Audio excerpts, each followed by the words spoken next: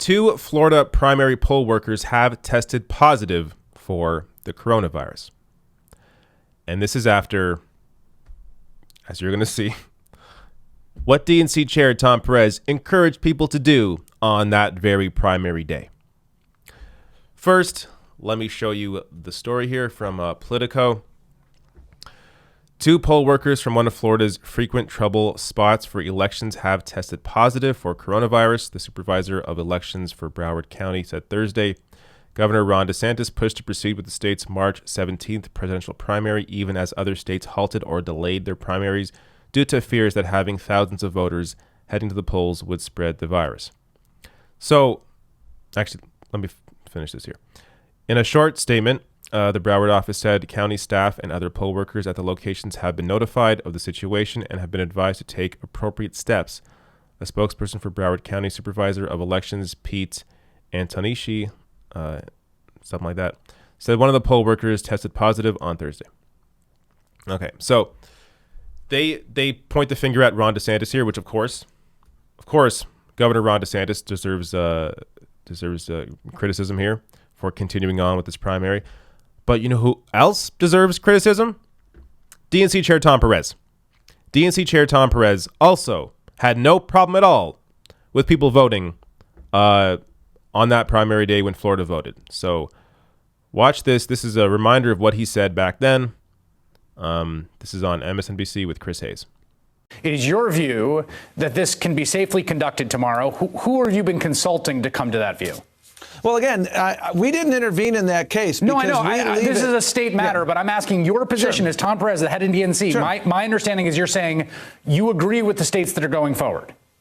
Yes, we respect what they're doing, and we always encourage everyone. And I was in contact today with people in a number of these states, including but not limited to Arizona, and again asking them if do they believe they have the systems in place that enable them to put the elections on tomorrow, and they do. And Republican and Democratic governors have made that judgment that they can do that. I don't think it's for me to second guess those judgments, Chris, and so. I respect that. And again, the point I'm making is there's a broader issue here.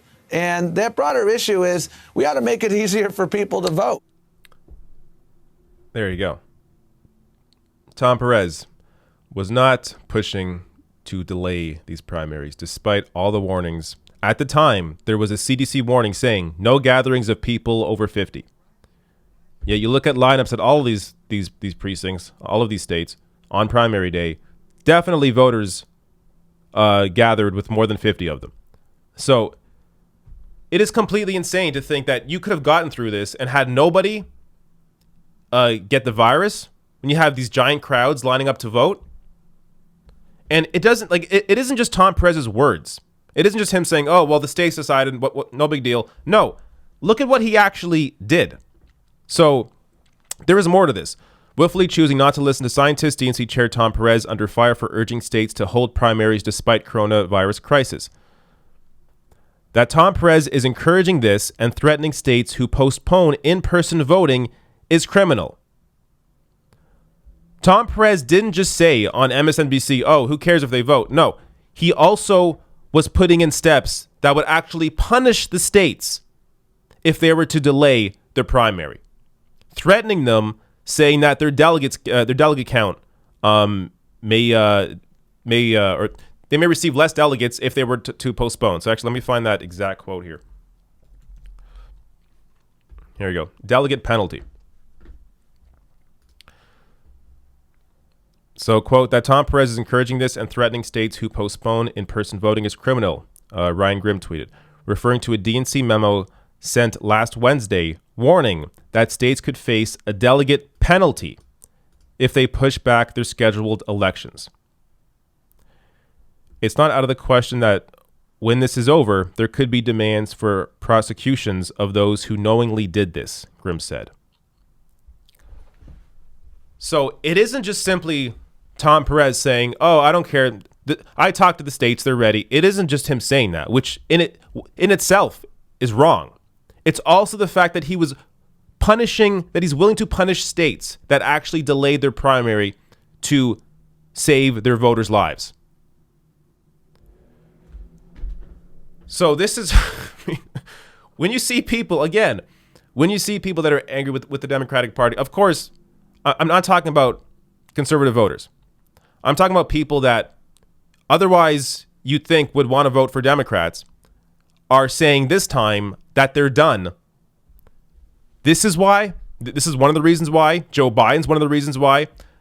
Party leadership, Nancy Pelosi, Chuck Schumer, and their complete lack of leadership and their complete lack of fight during this entire crisis is why. This is why people are done with the Democratic Party. Leadership has to change. Tom Perez has to go. Pelosi has to go. Biden has to go. Schumer has to go. For any of this to actually change, for this Democratic Party to actually represent people and care about people, the leadership has to change. Until that happens, the party is going to continue to lose people, and you're going to see voter suppression, not voter suppression, but people, less and less people coming out to vote for the Democratic Party, which is why Joe Biden, I mean, if he wins a nomination, if the election even happens this year, who knows the way things are looking.